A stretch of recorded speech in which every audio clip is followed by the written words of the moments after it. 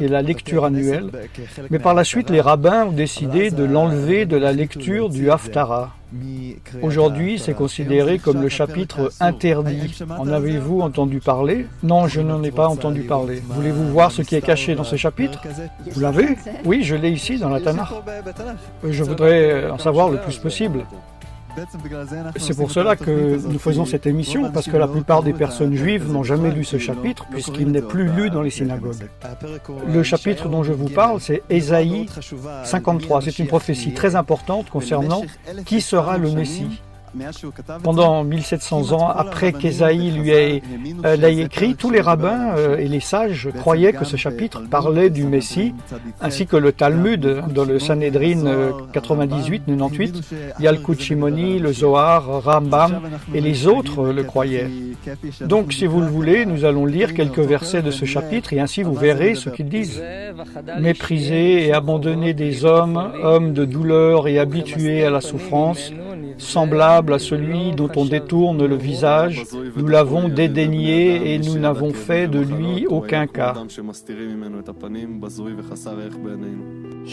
Cela parle du Messie. C'est vraiment puissant. Il est écrit qu'il serait un homme méprisé et rejeté par la société. Notre peuple est convaincu qu'il était une mauvaise personne. Ils ne l'ont pas accepté et l'ont rejeté. Nous n'avons pas pensé qu'il était le Messie. Cependant, ce sont nos souffrances qu'il a portées, c'est de nos douleurs qu'il s'est chargé et nous l'avons considéré comme puni, frappé de Dieu et humilié.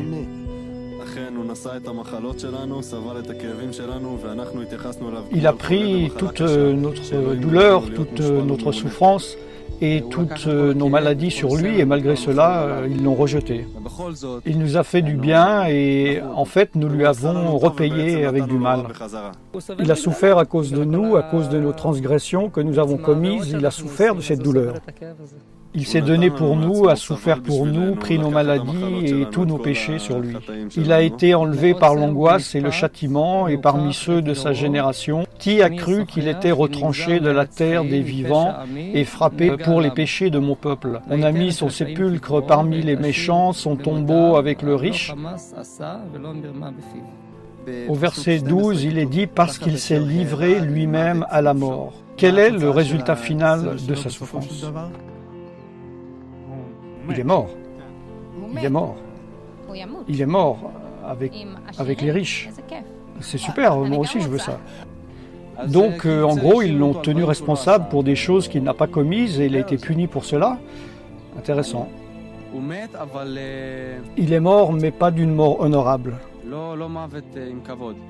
Premièrement, avez-vous déjà entendu ces choses concernant le Messie, que toutes ces choses lui arriveraient?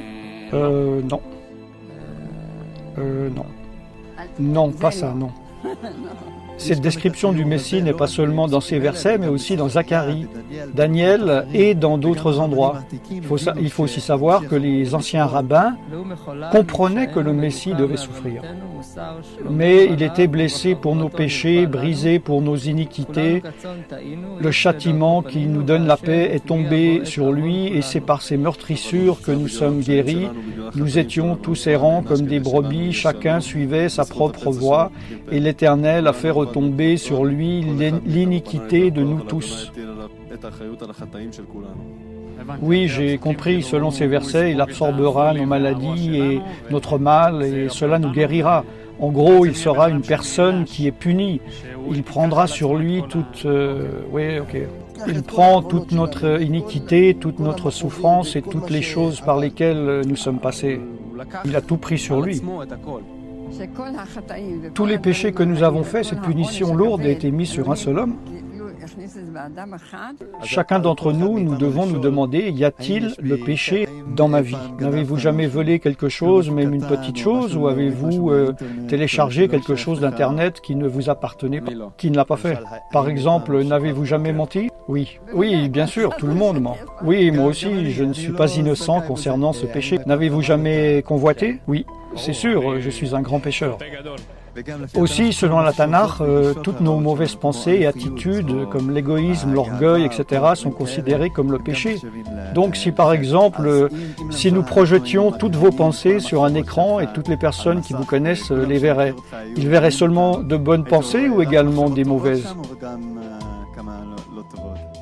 Les deux, les deux. Premièrement, bien sûr que vous verriez des mauvaises pensées. Tout le monde, les plus justes, ont des mauvaises pensées. Il y a eu quelques pensées dont je me suis dit, si elles disparaissaient, ça serait bien. Dieu est totalement saint et pur et il ne peut pas être dans la présence du péché. Donc notre péché nous sépare de lui et nous en méritons les conséquences.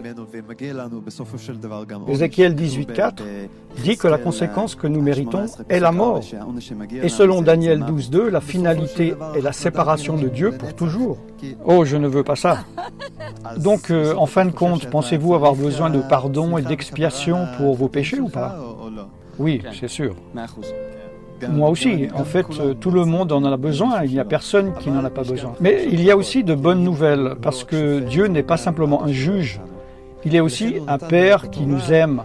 Et à cause de cela, il nous a donné le système sacrificiel dans la Torah. Le sacrificier prendrait sur lui les péchés du peuple. Il est écrit que les sacrifices cesseront et qu'au lieu de cela, Dieu enverra un homme appelé Messie, qui prendra sur lui tous les péchés. Exactement, nous venons de le lire. Dans la Tanakh, Dieu nous a donné une description très spécifique de qui serait le Messie, afin que nous puissions l'identifier et ne pas le manquer. Et bien sûr, c'est très important que nous sachions qui serait cette personne, car sans lui, nous n'avons pas de rachat et de pardon. Il sera celui qui nous enlèvera nos péchés. Daniel chapitre 9 dit qu'il doit venir avant la destruction du second temple. Cela est arrivé en l'an 70-70 de notre ère, et le Messie devait arriver avant cela. Michée 5 dit que le Messie sera né à Bethléem, et aussi dans Ésaïe 53 dit que notre peuple le rejettera au commencement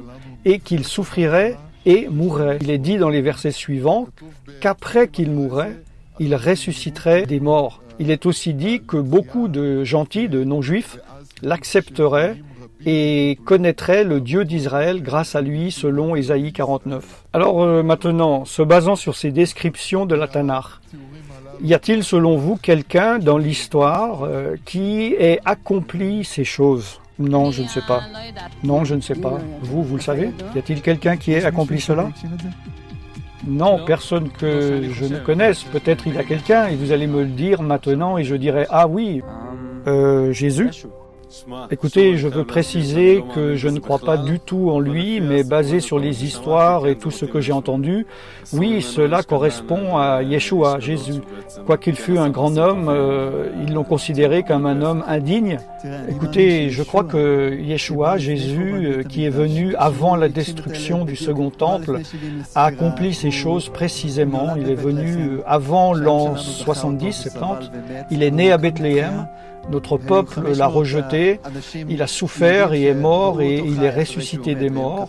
Il y a eu 500 juifs qui l'ont vu vivant après sa mort et ils ont écrit par rapport à cela. Et également, bien sûr, beaucoup de gentils, de non-juifs l'ont accepté, même des milliards. Le Messie dit « Je prendrai cela sur moi ». Toute la souffrance et la punition que vous méritez, je le prendrai sur moi. Mais pour pouvoir recevoir ce cadeau, il y a plusieurs choses que nous avons à faire. Confesser nos péchés, nous en repentir, nous engager à ne pas les refaire, et aussi croire dans le Messie et transférer nos péchés sur lui. Seulement si nous croyons dans ce Messie et le recevons dans nos vies, il pourra ôter nos péchés. Je pense que je n'ai pas entendu parler de ces choses parce que lorsque la conversation arrive sur Yeshua, Jésus, il y a une sorte de barrière et les gens ne veulent même pas y penser. Les gens le regardent comme il est dit dans le verset, ils le rejettent.